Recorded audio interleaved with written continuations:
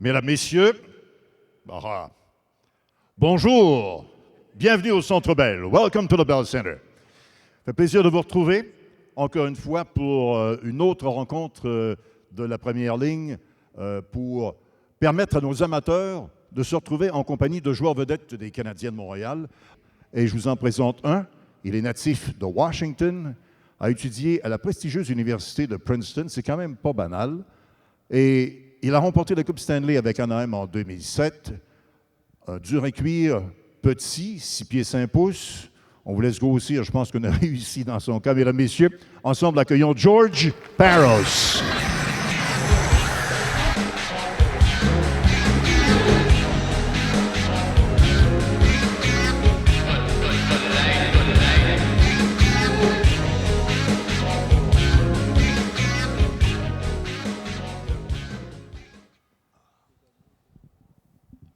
How many guys are with a mustache around here? Let's see, 1, 2, 3, 4. As spectacular as this one? Probably not. They're all nice in their own way. George a été échangé aux Canadiens il y a de cela quelques semaines à peine. On lui demandait comment il s'est ressenti. When did you learn first about the trade sending you to Montreal? I first learned about it on the first day of free agency there, when I was traded, the day of. Totally unexpected. I was driving to Target with my wife and kids, and I got a missed call from Florida, where I was playing, and then I got a missed call from Montreal, so I thought something was in the air. Alors, il était à conduire tout simplement en compagnie de son épouse lorsque le téléphone a sonné. Oups, on parle d'une transaction possible, et voilà qu'il se retrouve du côté de Montréal. Your first reaction being traded to Montreal Canadiens? Like I said, I was very surprised. I didn't think I was trade bait, as they say, but very excited. I was really looking forward right away to getting up here and starting something special this year. It's a great franchise, and I knew they had a good team, so I was very excited to start a new journey. Alors, bien intéressé de se retrouver avec les Canadiens de Montréal. Excellente concession, beaucoup de choses à prouver du côté des Canadiens. Donc, nouveau rendez-vous tout à fait particulier. Allow me to, we were talking about Princeton. It's not very usual to see a guy studying at Princeton and then become an NHL hockey player. What was how did you end up playing with Princeton first? I grew up mostly in New Jersey, which is about an hour from Princeton's campus. And I knew that I didn't think I was going to be playing hockey after high school, so it was never it was always a goal of mine to play in the NHL, but I didn't think it was possible. And Princeton being so close, they ended up seeing me play a few times because I lived so close, and they ended up recruiting me, so I went to Princeton to play hockey. I thought it was a great opportunity to get a good education and still continue to play. And I had a few good years there, and got drafted by the Kings, and things progressed that way, and it turns out I found my way onto an NHL roster by the time I was done. So it was something that I wasn't sure was going to happen, but thank God it did, and here I am. Alors, il est né à Washington, a grandi au New Jersey. On sait que l'université de Princeton, c'est une université quand même assez réputée. Il y a 3 présidents américains qui ont étudié à Princeton. Belle opportunité pour lui de faire ses études. Il n'était pas sûr, effectivement, de faire carrière dans la Ligue nationale de hockey, mais graduellement, lentement, mais sûrement, a poursuivi ses études et sa carrière au plan universitaire, a été repêché par les Kings de Los Angeles, et c'était quand même assez loin, 222e au repêchage, et puis finalement, s'est retrouvé dans la Ligue nationale. Qu'est-ce qui a fait que de Princeton, il s'est retrouvé dans la Ligue nationale? Est-ce qu'il y a quelque chose en particulier? Is there one specific point that made you think that you'd be able to play in the NHL while playing with the Tigers? I used to go to development camps in the summer. I was drafted by the Kings before I got to Princeton, and would go in the summertime to Los Angeles, and felt at home out there. I felt like I could compete with the people that are out there, and I actually ended up getting in a few fights. That's probably where I first started to fight, and I soon realized that if I was going to play on an NHL team anytime in the near future, that if I learned how to fight, then that I could make that dream happen a lot quicker. So like I said, I felt like I wasn't that far behind any other player in those camps, and then I started to fight, and I realized that if I put the two together, maybe I could get on a roster. Alors, il s'est pointé au camp d'entraînement des Kings, et puis avec les gens qui étaient autour de lui, s'est rapidement perçu que sa stature et sa façon de pouvoir jouer au hockey avec un peu d'éléments robustesse de la bagarre, que ça lui permettrait effectivement de se retrouver dans la Ligue nationale de hockey. Réaliser qu'il n'était pas tellement loin derrière plusieurs joueurs qui étaient déjà établis. Alors, en s'impliquant davantage au plan physique, eh bien, bingo, lentement mais sûrement, a été en mesure de réaliser son rêve et de se retrouver dans la Ligue nationale de hockey. Je vais vous demander, pour ceux et celles qui ont des questions, de vous diriger progressivement vers les micros. For those of you who would like to ask questions, we'll go to the floor. Should I say to the stairway? But anyway, on y va tout d'abord du côté droit. Je vous en prie. My question is, you, along with Brandon Prust and others, appeared in a video for You Can Play, which is a campaign dedicated to fighting homophobia in sports.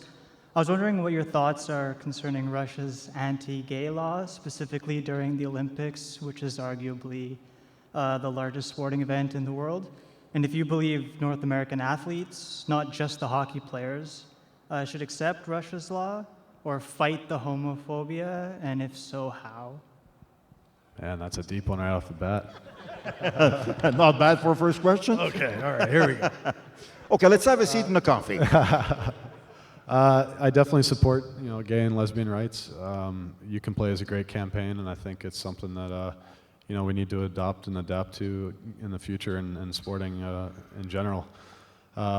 Coming into Russia with their laws, I mean, clearly I don't agree with them. I don't know if I'm the voice that's going to stand up and fight for those rights internationally and tell all the athletes that they shouldn't go over. That's not my position. I guess that's an easy one for me to take, but that's my standpoint. I feel that it's not going to happen overnight. Fighting these walls, nothing ever does. I think that it's slowly creeping into the consciousness of everyone, and I think at some point we'll get there. Whether or not it happens before Sochi, I doubt it, but we'll see. Alors, Brandon et George font partie de cette campagne que l'on appelle You Can Play, campagne visant à contrecarrer les gens qui sont responsables d'homophobie. On a effectué des messages et on demandait à George, qu'est-ce qui se passe? Parce que du côté de la Russie, on sait qu'il y a la loi anti-gay qui risque d'être problématique pour la présentation des Jeux olympiques de Sochi. Quelle est sa position? Il ne sera peut-être pas la personne qui va aller s'installer sur la tribune et être au premier rang, mais néanmoins, sa prise de position est claire et il faut véritablement y aller de l'avant avec les lois anti-homosexuelles de façon à permettre l'égalité pour tous les sexes et pour tout le monde. Question de ce côté. Bonjour, mon nom est Francis Leroux-Jones. First thing, George, welcome to Montreal. I think I speak on the name of all fans to say we're very happy to have you here now. And second thing, my question, what is your preparation when you face a team where you know there is a lot of big guy who certainly want to fight, be in a game, and face a team who don't have this kind of guy? Thank you for your kind words. I think that when I'm playing a team that has a lot of tough guys or big guys, my biggest role is in my mind, is to make sure that our guys don't get taken advantage of. And even though a team might have a one or two or three fighters, I'm not going to be able to stop everything from happening out there, but hopefully there's something I can do and some way I can prevent my guys from being taken advantage of or getting hurt or getting hit hard. You're not going to be able to stop everything, but the fact that I'm there and willing to do something about it certainly helps. So when we play a tougher team and there's a big game, I expect a lot of physicality. I don't know, I just do what I've always done. I try to hit as well. I try to get in their players' faces and make sure that they know that they're not the only ones with tough people and big people and players ready to get in each other's faces. Alors, effectivement, il sait le rôle qu'il a à jouer quand il se prépare à affronter des équipes qui compte déjà plus costaud et se prépare en conséquence. Le rôle important qu'il a, c'est de se présenter devant les joueurs adverses et de leur passer le message qu'ils ne peuvent pas prendre avantage de nos petits joueurs, des joueurs de plus petite taille. Il sait très bien le message qu'il a livré. Il sait qu'il ne pourra pas s'adresser à chacun des joueurs individuellement, à chaque joueur costaud de l'autre côté. Mais en laissant passer le message, il s'assure que tout le monde est bien protégé du côté des joueurs de son équipe. One question though, George, it's kind of hard to be involved and to at the same time be patient. You've got to go with the flow of the game. I can only imagine that you don't want to jump the gun and say, well, I might end up being in a penalty box for 5, 10, 20 minutes. So how do you react to such a situation? That's one of the things I pride myself on. I try not to take too many penalties that aren't necessary or put my team down at an advantage.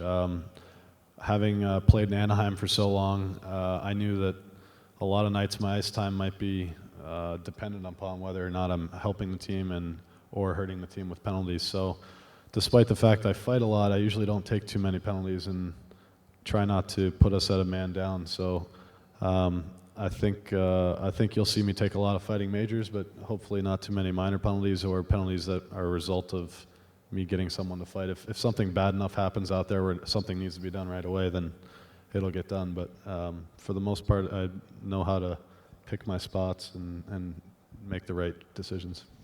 C'est important, on l'a vu au cours des dernières années, de ne pas être impatient. On veut bel et bien montrer la présence physique, mais non pas exagérer en écopant de pénalités qui pourraient nuire justement aux Canadiens. Mais avec l'expérience acquise qu'il a dans la Ligue nationale de hockey, c'est peut-être pas nécessaire de réagir immédiatement. On peut être patient et choisir le moment opportun pour répliquer. Et c'est ce qu'il compte faire avec l'expérience acquise dans la Ligue nationale de hockey à ce chapitre-là. Question, je vous en prie. Good afternoon. Welcome to Montreal, and thanks for being here. What's your favorite road city to play, and what's your least favorite, and why? All right. Favorite road city is Nashville. Nashville, I'm a country music fan, and that's kind of like the mecca for country music. So there's not any hockey reasons why I like to play in Nashville, just the fact that there's good music there, and it's a fun place to play and be. Although their in-game entertainment can be fun sometimes. I've sat out a few games in Nashville before, so. You're going to get along with Carrie. What's that? You're going to get along with Carrie. Oh, is he a country music guy? Yep. Okay, so I don't even know that yet. Yeah, so, and like I said, I've sat out a few games in Nashville, and I've seen their in-game entertainment's very catered to the country music fan as well, so that would be the reason there. Least favorite place to play? Oh, man. Toronto? Yeah, right? There you go. I'm trying to think of the politically correct answer.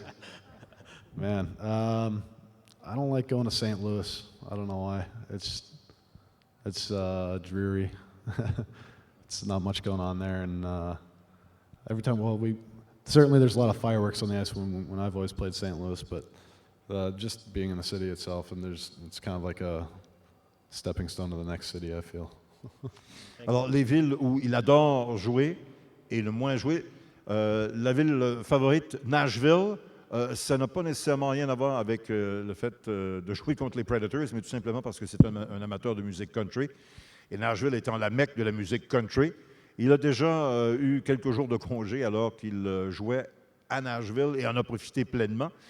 Celle qui est peut-être la moins intéressante, c'est peut-être Saint-Louis, tout simplement une espèce d'étape pour se rendre dans une autre ville avant d'y jouer.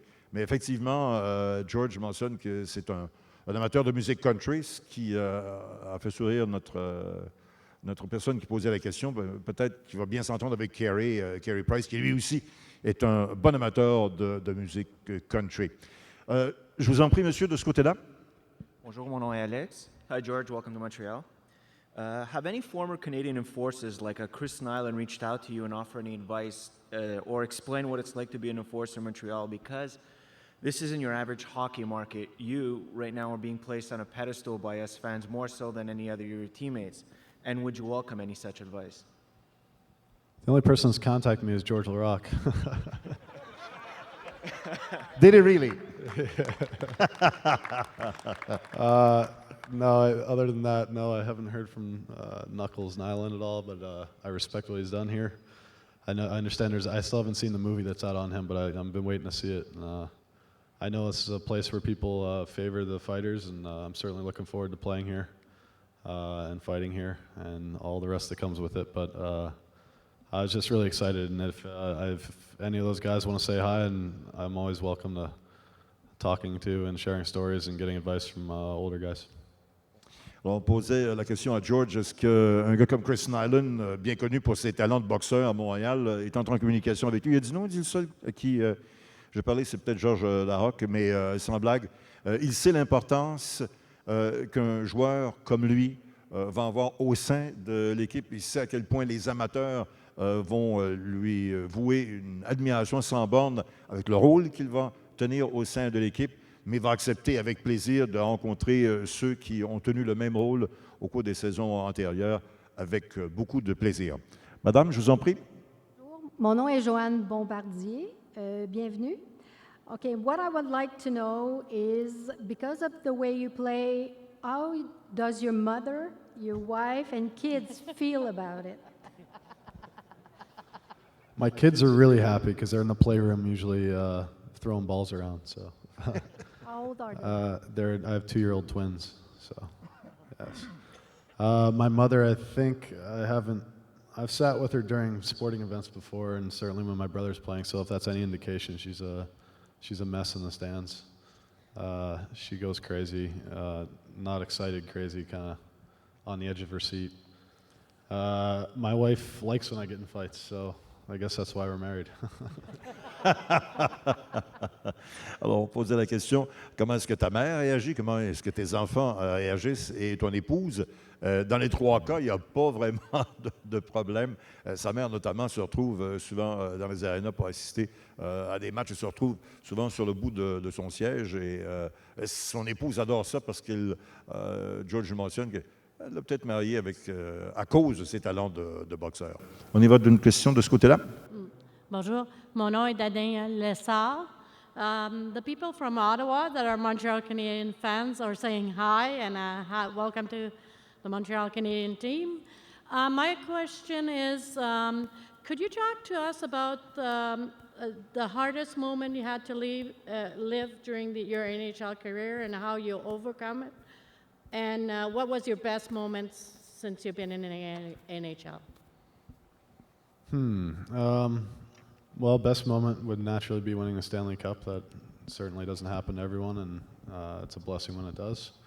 So that was all around an amazing experience. The hardest moments for me are always either when you're injured and you can't play, or you're scratched, and maybe it's when you're scratched even more because you're able to play and you're not. So any of those moments are pretty terrible. No one wants to be healthy scratched. No one wants to be injured. Even right now, I'm rehabbing a shoulder injury, and it's just long, hard work, and it's not fun. So I think that any of those situations are definitely low points in a player's career. Le meilleur moment, c'est lorsqu'il a remporté évidemment la Coupe Stanley, ça on va le comprendre facilement. Le moment les plus difficiles, c'est probablement lorsqu'il n'a pas été en mesure de participer à des matchs à cause de blessures. Ça, c'est un élément difficile, des périodes difficiles à traverser. Actuellement, il est en période de réadaptation pour une blessure à l'épaule. C'est un processus qui est lent. Il faut prendre du temps pour bien guérir. Et c'est probablement ça là, qui, quand il regarde, quand il fait un retour sur sa carrière, qui a été les moments les plus difficiles. Lorsqu'il a soigné les blessures, ça devient difficile d'être tenu à l'écart du jeu. Je vous en prie, please go ahead. Hello, Mr. Parros. I'm from England. I've come all the way just to see you. So welcome to Montreal from everybody in Britain. My question is, when you were in Anaheim and LA, did you ever experience any earthquakes or tectonic movements? Were you ever affected by that? And my second question is, do you think Ryan White will score 5 goals this season at least? All right. Okay, let's start with California. Yeah. How many years did you stay in California? Combien d'années est-ce que tu as été en Californie? How many years in California? I've lived there for 9 years. I've trained there for almost 14. Okay.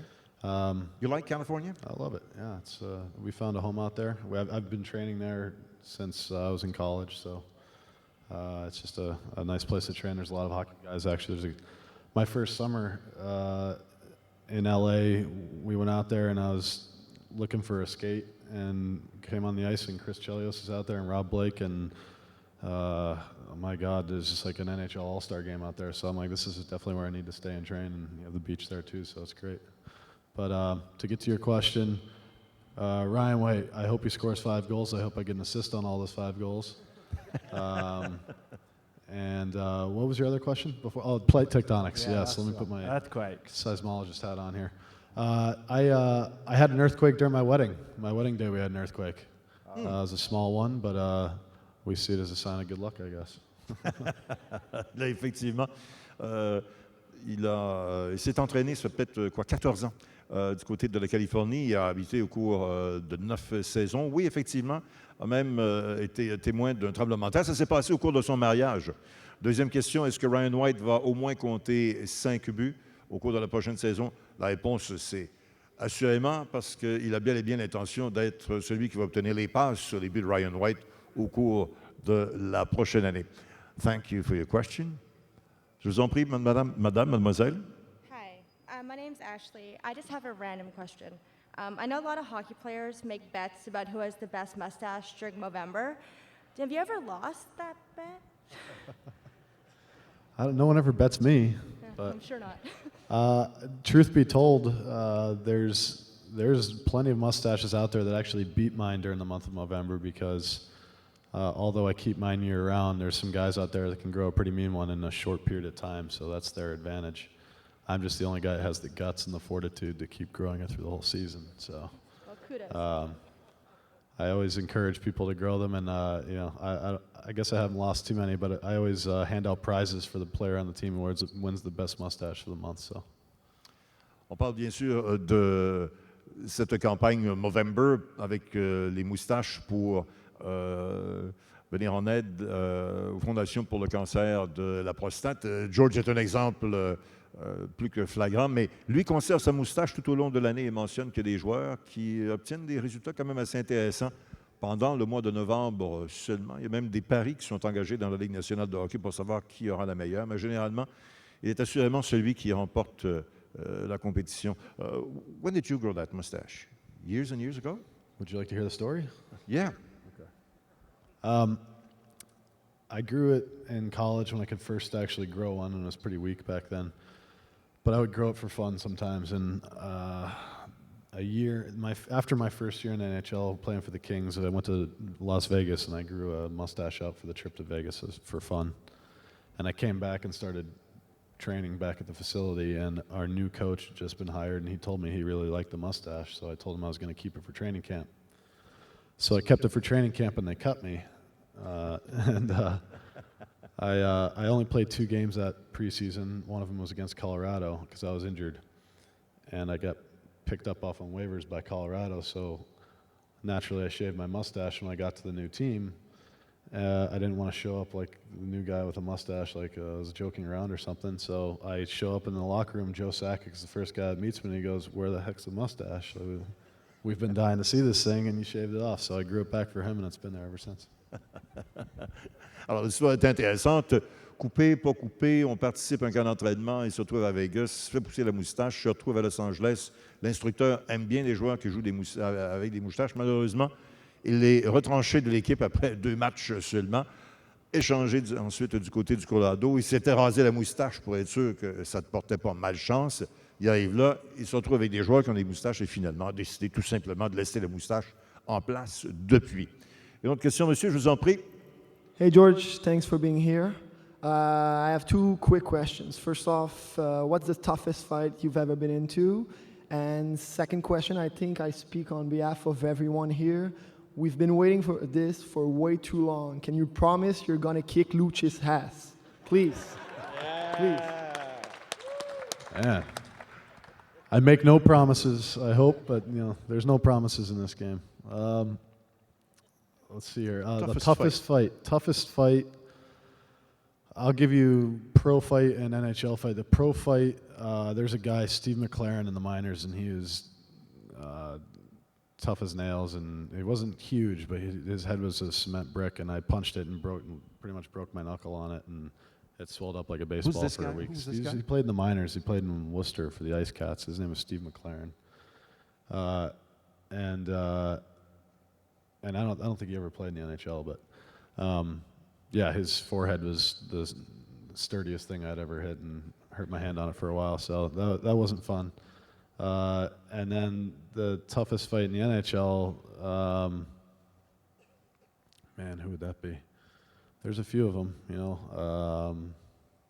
I guess excuse me, McIntyre, fighter for Pittsburgh and Edmonton. He's about 6'8" and throws really hard lefts and rights, and he's kind of tough to keep up with. And reach his face is certainly tough as well, but he kind of has been up and down the minors, so thank God, let's keep him in the minors. McIntyre du côté des Penguins de Pittsburgh. À 6-8, on peut comprendre que c'est un adversaire costaud. Le meilleur, en fait, c'est un gars qui n'a pas nécessairement rencontré dans la Ligue nationale de hockey, mais dans les mineurs, qui était effectivement probablement le plus dur à cuire qu'il a rencontré, mais lui aussi était dans les mineurs. Mais si on parle du côté de la Ligue nationale, alors on se retrouve du côté de McIntyre. Merci pour la question.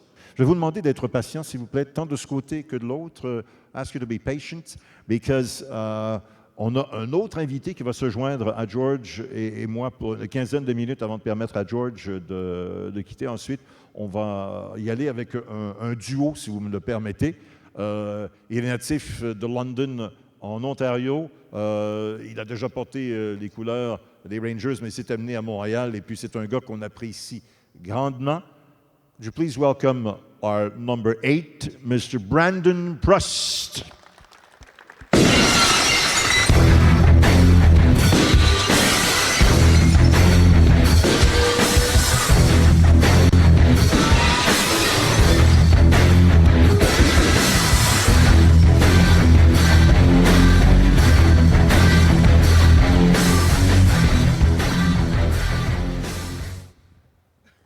Bienvenue, welcome.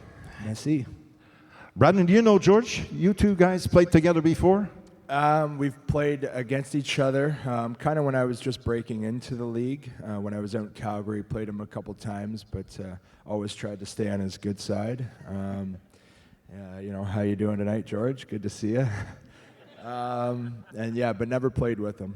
Alors, ils n'ont jamais joué ensemble et Brandon mentionne qu'effectivement, quand ils ont joué l'un contre l'autre, ils préféraient être de l'autre côté, pas nécessairement être face et être confronté à George Parros. How did you react when you first learned that George was coming to play with the Montreal Canadiens? Well, I was definitely pretty happy. You know, it's good to have someone who kind of shares that role with you. So, you know, sometimes some games there's some big boys out there that, you know, I worry about, and, you know, it's good to have him here so we can kind of take them on together. Alors, effectivement, soulagé, est-ce qu'on peut dire, de voir George arriver, parce qu'avec les costauds des autres équipes qui arrivaient ici, qui venaient bardasser un peu ce qui se passait du côté des Canadiens, là, maintenant, on sent que Brandon est vraiment soulagé. And Brandon, with the arrival of George, obviously, you guys are looking forward to the playoffs in the coming season, even though it's going to be a little different considering the fact that we'll play a full season this year compared to last year. Yeah, it's going to be, you know, full 82 games, but it's still going to be a lot of hockey. I think we're still averaging, you know, last year we averaged 3.3 games a week, and this year it's like 3.1. So it's still going to be a lot of hockey for just a longer period of time. And, you know, that's kind of a different approach. Last year was kind of a sprint to the playoffs, and this year, you know, you're going to go through your ups and downs, and we got to make sure that we're up. You know, if we get down, we got to get right back up. So that's the most important thing. Alors, on parle d'un sprint. L'an passé, à cause du lockout, c'était véritablement un sprint pour se rendre aux séries éliminatoires, tandis que cette année, ça va être un petit peu différent comme perspective et ça va donner, sans aucun doute, quelque chose de très, très, très différent au niveau de la présentation de la saison comme telle. So I would ask you guys to ask questions for both George and Brandon for about 10 minutes. Then I'll interrupt the Q&A. So we'll sign T-shirts that will be offered to our fans. Then we'll proceed and keep on the Q&A with Brandon only. Alors, des questions pour les deux, for both, OK? Allons-y, de l'autre côté. Bonjour, mon nom c'est Michel Savoie. I drove down this morning from Ottawa. Bienvenue. And as you can see, I love the red, white, and blue over the Senators anytime. But what I would like to know is when you're traveling down south, what would be your best place to go on vacation? Because I got 6 weeks vacation coming up this winter. So I just want to know your favorite vacation place. I have a rental in Florida if you'd like to use it still. He lives south. He vacations north. A rental in Florida. I mean, for me, I'm a big fan of Arizona, Scottsdale. I'm more of a golfer. I like to hit the golf course. So Arizona, I'm a big fan of. So I'd recommend that maybe. Go to Nashville, man, like I said. Go to Nashville. Alors, l'amateur de musique country a choisi Nashville. Du côté de Brandon Prust, on parle de l'Arizona. Un excellent golfeur, soit dit en passant, as a matter of fact. He's the guy who got the best score last Tuesday in the Vassal. Congratulations. 78 du côté de Brandon Prust. 78. That was a good track, wasn't it? Did you play the blue course? I played the green one. You played the green. Well, the green's okay. A little easier. Okay. I'm not that Question? Yes, George, I have a real serious question for you now. Given that Murray's on your team, how do you plan on reminding him that you gave him a beating about 3 or 4 years ago? Man, I hope I gave him a fresher one than that 4 years ago, man. I don't know. Dougie and I, I've known Doug for a long time. I've actually played high school hockey against Doug, if you can believe it. I've played against him in high school, in college. We were the same year in college. I've been trying to knock him down for the better part of my career, and I've done it maybe 4 times. So his memories of our fights, that's the only place I've maybe gotten the upper hand, maybe once or twice. The rest of them were kind of even. So I don't know. I don't like to keep score of fights or whatever, but we have a long history, and we're both aware of it. Alors, dans le cas de George, on parle de la confrontation, de l'entrée en scène de Douglas Murray à Montréal, mais ils se sont déjà affrontés, même lorsqu'ils étaient du côté des écoles secondaires. Alors, c'est vous dire à quel point la confrontation ne date pas d'hier, mais je pense qu'elle a davantage, toujours là, l'avantage de George qu'un avantage de Douglas Murray au cours des dernières années. De votre côté? Good afternoon, George. Obviously, welcome. We've been looking forward for a guy of your type for a long time. And Brandon, I want to underline what you did, your courage you played with, like one shoulder taped behind your back, one knee taped on the other side. I mean, you kept getting up. That was awesome. I would just want to underline that. Quick question. Yep, please. A simple question. In the East, question to both of you. Who's your nemesis and who are you looking forward the most punching in the face? Simple question. Well, for me, I would say, Chris Neal and, Lucic and those guys, those are kind of guys that you're battling with all the time. I'm sure he has many, but he's, hasn't been in the East as long, so he'll probably make some new friends. Yeah, I think a lot of the enforcers have migrated east here, so there's a lot of big guys out here. Certainly Toronto's loaded with them, so that'll be interesting and fun and the whole deal. John Scott's out here and plenty of others like him, so we'll have our hands full. Alors, on parle bien sûr des costauds, des durs à cuire que nos deux joueurs vont affronter au cours de la saison. On parlait de Chris Neal, bien sûr. On parle de Lucic du côté des Bruins, Scott également. Il y en a quelques-uns du côté des Maple Leafs de Toronto, mais une chose est certaine, c'est qu'on est convaincu qu'on ne reculera pas cette fois-là devant beaucoup de monde en vue de la prochaine année. On conclut, mesdames, messieurs, je pense qu'on peut très certainement, avec ce premier contact, remercier bien sincèrement George Parros. George, thank you very much.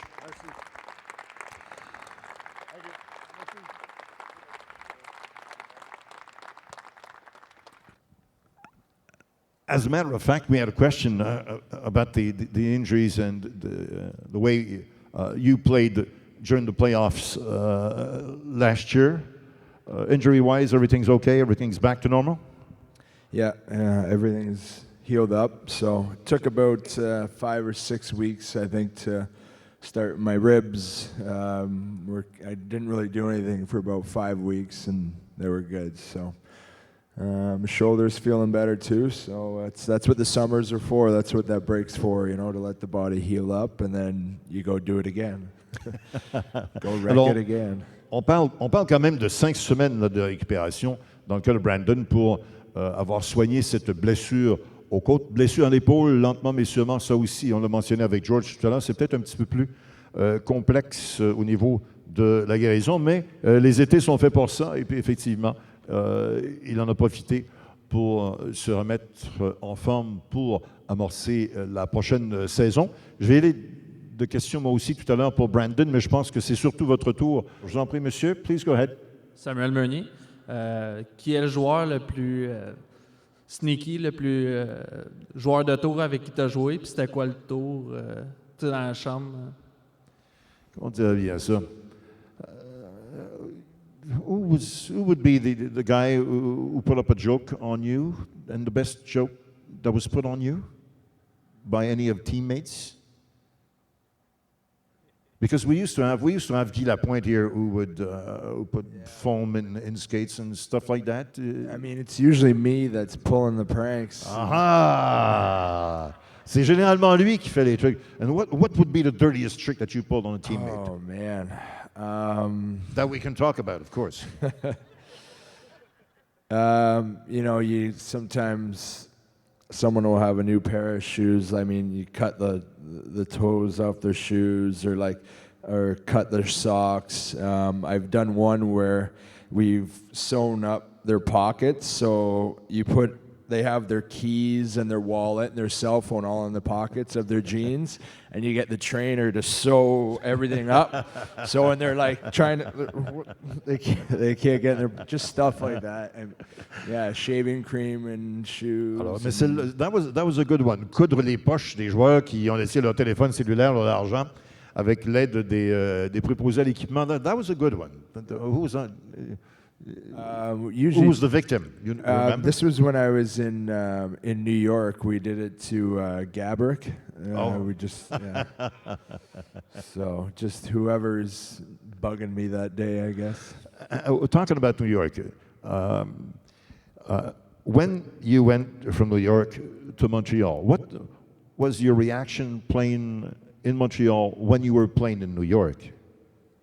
When my first game back in New York? No. When as a New York Ranger playing against Montreal. Yeah, I mean, I was whenever you come here, you know, as a visiting team, you definitely take it all in because it's an amazing experience, you know, and you have 20,000 fans that hate you, that are screaming at you, and then, you know, when Montreal scores. With New York, it was tough because I don't think I won a game here. Because we've had, you know, in this year we beat them twice, I think, here again. So, yeah, New York has not won here in Montreal, knock on wood, I think in like 3 or 4 years. So it was always tough coming in here. But definitely a game you always get up to. You know, you're playing on Hockey Night in Canada. You know, those are the games that, as a visiting team, you know, going to play Toronto or going to play Montreal, it's a lot of fun. Alors, c'est toujours un petit peu particulier. Je lui demandais comment est-ce que tu te sentais quand tu te retrouvais dans l'uniforme des Rangers pour jouer contre les Canadiens au Centre Bell. Il mentionnait qu'il y a toujours un petit quelque chose de particulier quand on se retrouve ici parce que, bon, il y a 20 000 fans qui crient et puis c'est vraiment une atmosphère tout à fait spéciale du côté du Canadien puis également du côté de Toronto. But now that you're playing for Montreal, how do you feel playing home against your fans now? It's. I don't think there's any For more. your fans, should I say. Yeah, I don't think there's anything better than playing here, and that's one of the reasons why I chose to sign here.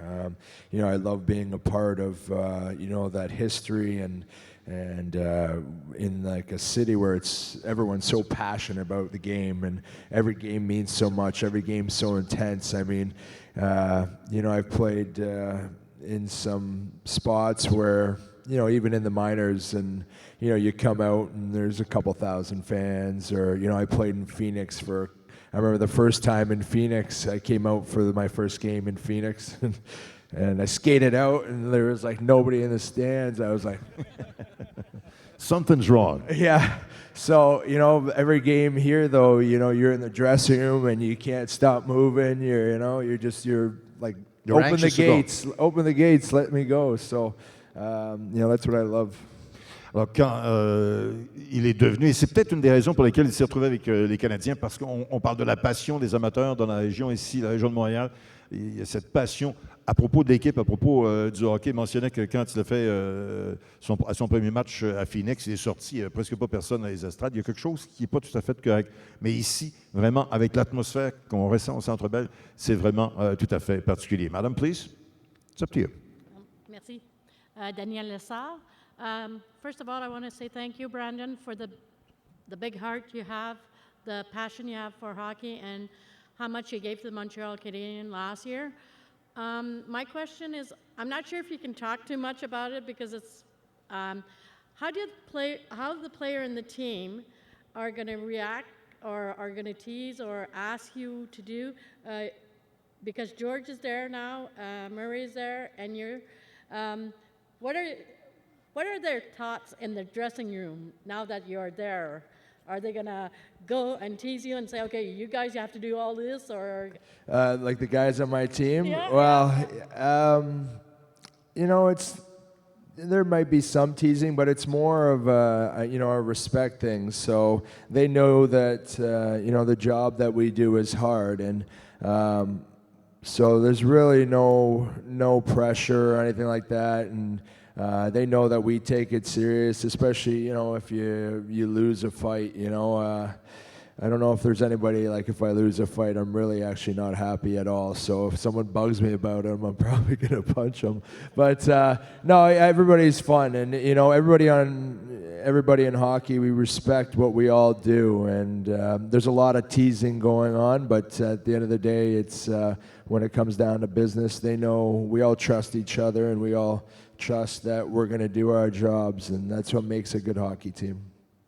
On parlait de la présence de Brandon maintenant avec Douglas Murray et avec George Parros. On disait, comment est-ce que les autres joueurs sur l'équipe réagissent à la suite de votre présence à tous les trois? Il a dit, écoutez, c'est sûr qu'on a un rôle à jouer. Quand on joue, on s'agace quand même. Puis il n'est pas question de se faire tirer la pipe, même si à un moment donné, on perd un combat parce qu'on n'aime pas ça. Mais dans l'ensemble, il y a une question de confiance, il y a une question de motivation, puis il y a une question de respect des autres joueurs qui sont impliqués. Et ils se rendent bien. Any of the players go to you and say, well, thank you for what you did during the game. Do you experience that often? Yeah. And sometimes it's not even words. It's just even a tap, a guy coming out of his way to give you a tap. But whenever you stick up for a teammate, especially, they're usually coming up right after and going, "Thanks, man." Even any fight, you come back in the dressing room in between periods, and everybody's like, "Great job, great job." So it doesn't go unnoticed. Everybody really respects when you make that sacrifice, and you're putting your face on the line. So. And I do the same. As soon as someone gets in a good tussle, I'll be the first one to go over the penalty box and give them a tap on the glass. Because it shows a lot of courage. So. Everybody in the league, every player respects when someone does that. Ça, je posais la question, est-ce que les joueurs vont te voir, est-ce qu'ils te remercient d'avoir posé un geste, de s'être porté à sa défense, ça fonctionne comment? C'est peut-être pas nécessairement des mots, mais c'est un simple geste de remerciement. Aller voir quelqu'un en banc des punitions, lui adresser une tape dans le dos, quelque chose comme ça, pour vraiment le remercier, parce que ça prend quand même du courage pour faire ce travail-là, pour aller défendre ses coéquipiers au terme d'une bagarre, quand la période est terminée, juste d'aller le voir dans le vestiaire, de le remercier. Juste un simple geste comme ça, c'est un geste de confiance qui est toujours bien apprécié de la part des joueurs comme Brandon. Am I mistaken, or do you indeed train with a good friend of yours, Stan Stout, from the UFC? Yeah, he's a UFC fighter. He's from my hometown in London, and we started training together maybe 4 or 5 years ago. I'd go to his gym and train with him, kind of fighting and just different techniques and stuff like that. And then I actually started training with his trainer also the last couple years. So he's one of my best friends, and we both learn from each other, and we push each other and stuff like that. Stan Stout est un bon ami à lui. Ils sont sont natifs de la même ville, à London, en Ontario. Ça fait quand même plusieurs années maintenant que Brandon s'entraîne avec lui au niveau des techniques de combat pour justement bien se préparer physiquement en vue des prochaines saisons et des prochains matchs, bien sûr. Any specific preparation before the start of the season? Physically? Physically, yeah. I've been training, for hockey for probably 15 years now. So you keep learning and you keep adjusting to what you like. And, you have about 3 months usually. So, the first month is more strength building, you're building your muscle. And then you start turning it into, fast muscle fiber stuff like that. So, also your cardio is huge too. So once August kicks around, then I start doing mostly, a lot of cardio, whether it's bike rides, running, sprints, and that last 6 weeks kind of going into camp, I think is very important. And, you're making sure you get a lot of skating in as well. OK, alors on parle de préparation en vue de la saison comme telle. Première étape, c'est davantage du côté de la musculation. Progressivement, on change de rythme pour y aller au niveau de la vitesse. Et puis, dans les dernières phases de la préparation physique, c'est davantage du côté du cardio pour arriver au camp d'entraînement et être prêt pour la saison. Je vous en prie, please go ahead. Having been a Habs player for a season now, what do you think is the biggest misconception league-wide, player-wise, though, about actually being a Hab? That's a tough one, because for me signing here, I kind of knew what I was getting into. I knew how much. How the city loves their hockey and how passionate it was. But until you experience it, you really don't know. It was even more than I thought and I anticipated. But from other players, looking at Habs players, is that what you're saying? Or before you were one, or when? I mean, it could have asked George Parros this too, but something that you envision that isn't quite true, or that's the opposite of, you get poutine at every dinner or something, random like that. Not quite that. But. We do get poutine every dinner. No.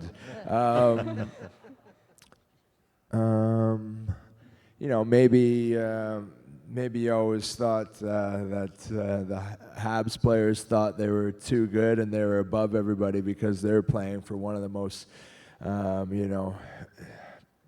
storied franchises in history.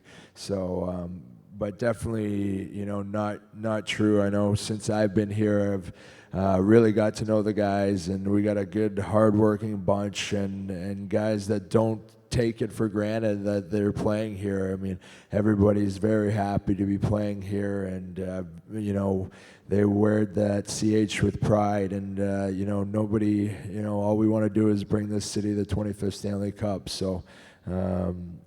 It's something that was very true to me. Alors, une conception peut-être fausse conception. Quand on regarde le portrait des Canadiens depuis l'extérieur, il mentionnait peut-être le fait que les joueurs qui sont ici se pensaient meilleurs que d'autres, alors que ce n'est pas du tout le cas. Lui est arrivé ici avec véritablement la passion, a été surpris et a été même renversé de voir à quel point il y avait plus de passion qu'il pouvait se l'imaginer de la part des amateurs. Et puis effectivement, fausse conception que de penser que tout le monde ici pense que parce qu'on joue pour le Canadien, qu'on est meilleur que d'autres, on doit travailler très très fort pour en arriver à de bons résultats et obtenir éventuellement cette 25e Coupe Stanley. Monsieur?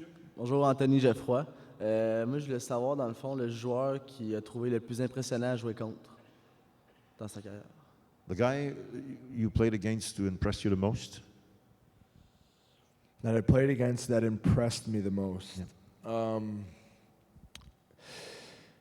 I would say, obviously, you know, Crosby and Ovechkin, those guys are everybody knows how good they are, and, you know, it's no real surprise, but guys like Datsuk, you know, Patrick Kane, and guys like that are just, you really struggle to even get a handle on. But, I mean, Ovechkin is abnormally strong also. Like, you know, trying to hit him is it's like trying to knock over a brick wall. He's really, really strong.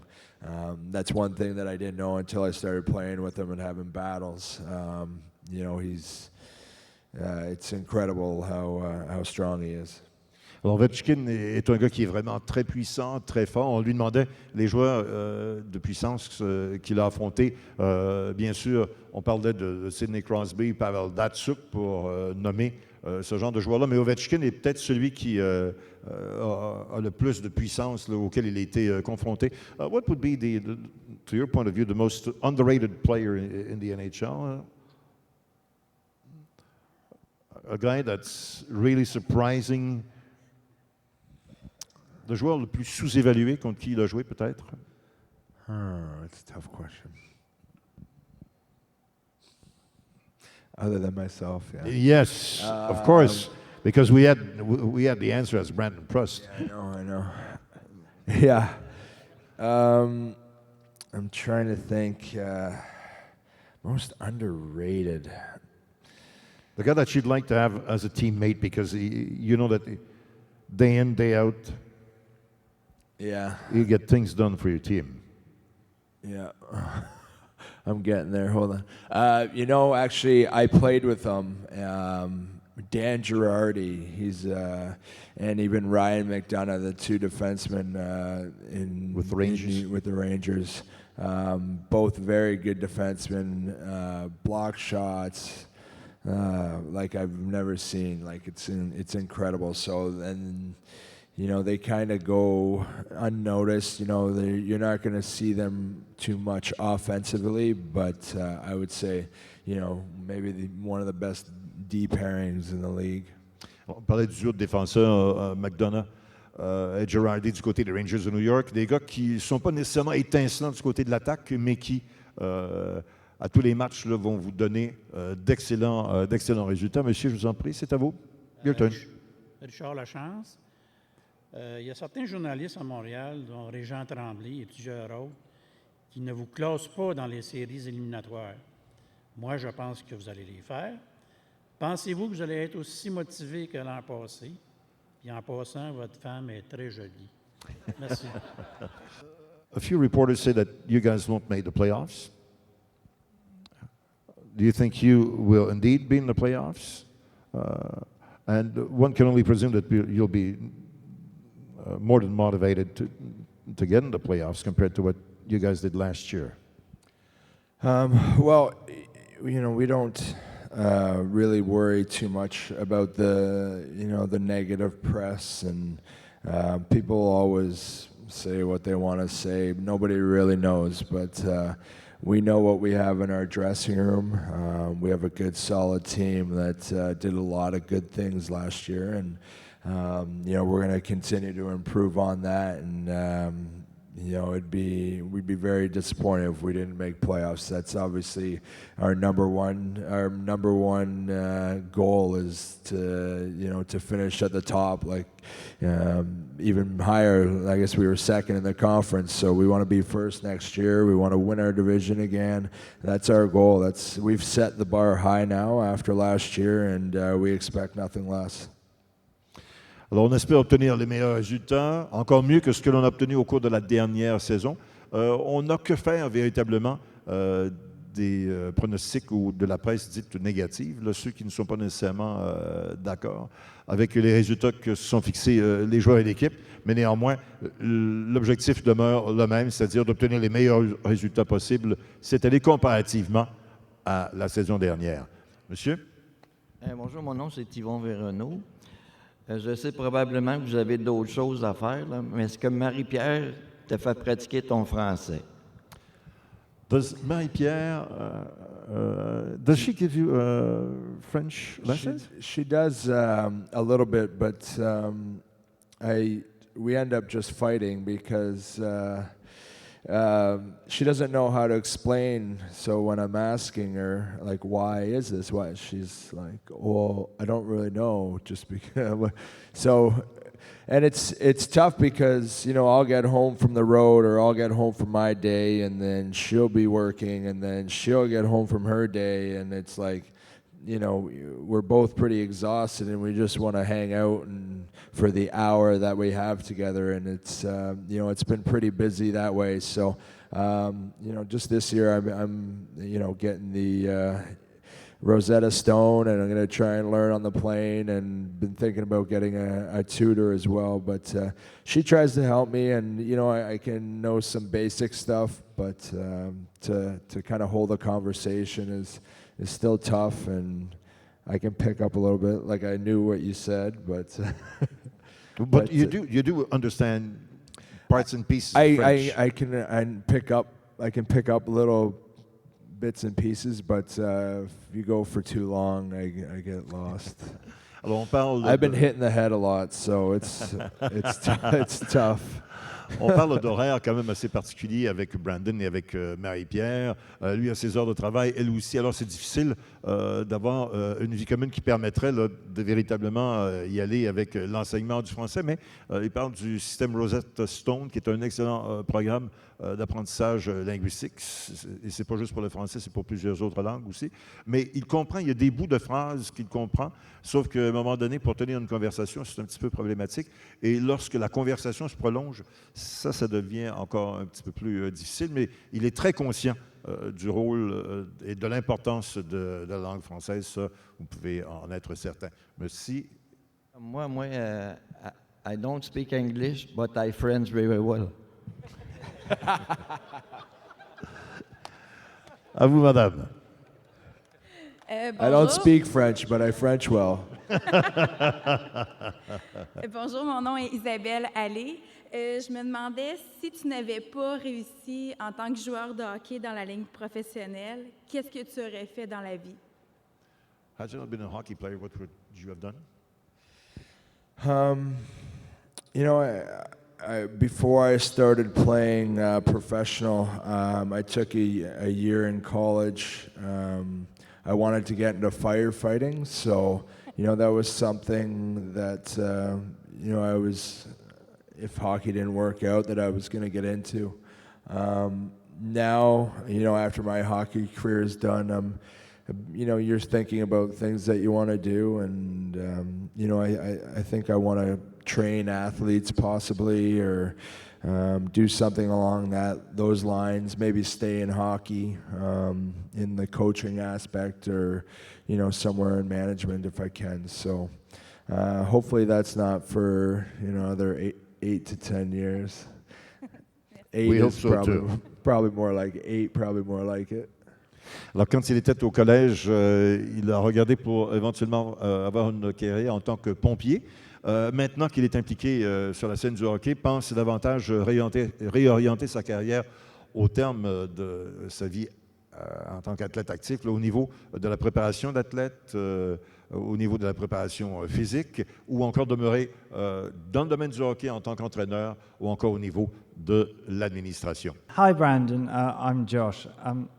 I was just wondering, what's your view on visors? I know you don't wear one, but have you ever considered wearing one? I know the NHL just brought out this new visor rule thing, but I don't know, have you ever considered it? Because you might get parked there or something. Yeah, no, I don't think it's a bad idea at all. I think, if I was a defenseman, I would definitely wear one. If I wasn't a fighter, I would definitely wear one. But it's a good thing. Your eyes are very important, so you should be protecting them. Like I said, I've been hit in the head a lot, and I make bad decisions, and I don't wear one. So, but I think for us, if you're a guy in my role, it's kind of been an unwritten rule that you're not wearing a visor. So. I don't think I'll ever put one on unless they make us. Okay, thank you very much. Alors, on parle pour ou contre les visières. C'est sûr que pour un défenseur, c'est préférable. Évidemment, on parle du niveau de protection, mais quand on parle des bagarreurs, la situation est différente. Il y a comme une espèce de règle non écrite qui veut que les bagarreurs ne portent pas de visière. Il y a aussi des pénalités qui sont imposées à des joueurs qui déclenchent des bagarres et qui ont des visières. Alors ça peut être un facteur déterminant, mais il préférerait, il serait favorable au port de la visière. Madame? Lucie Bouchard. Brandon, j'aimerais que tu m'expliques, durant une game, est-ce que c'est toi qui décides un combat? Est-ce que c'est les autres joueurs qui te donnent une pression pour que tu fasses un combat ou le coach? During a game, will it be the coach who tells you to fight, or your teammates, or yourself, or what's the situation? Yeah, it's always my decision. It's always me. Nobody ever says anything. Coach will never tell you to go fight. That's something that a player has to know on his own. When the timing's right, when you have to step up and do something. So. That's always been, kind of a knack that I've always had. I've always known when we need it or which guy I have to go after.